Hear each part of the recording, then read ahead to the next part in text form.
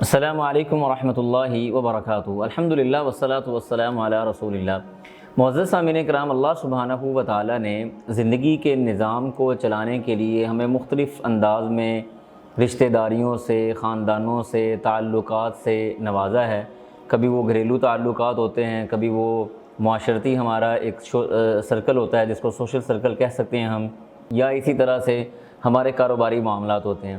انہی تعلقات کے اندر ایک بڑا زبردست اور بڑا ہی حسین ترین تعلق جو اللہ سبحانہ و تعالیٰ نے ہمیں عطا کیا وہ پڑوسی کا اور ہمسائے کا ہے۔ آپ پڑوسی کی اہمیت کا اندازہ اس بات سے لگائیں کہ رسول اللہ صلی اللہ علیہ وسلم نے فرمایا کہ 4 چیزیں اگر کسی آدمی کے پاس ہیں، یا 4 چیزیں یہ نیک بختی کی علامت ہیں۔ نمبر 1، کشادہ گھر، آرام دہ سواری، نیک بیوی اور اچھا پڑوسی۔ تو یہ پڑوسی جو انسان کو اللہ سبحانہ و تعالیٰ نے عطا کیا، یہ خوش بختی کی علامت ہے اگر کسی کو اچھا پڑوسی مل جائے۔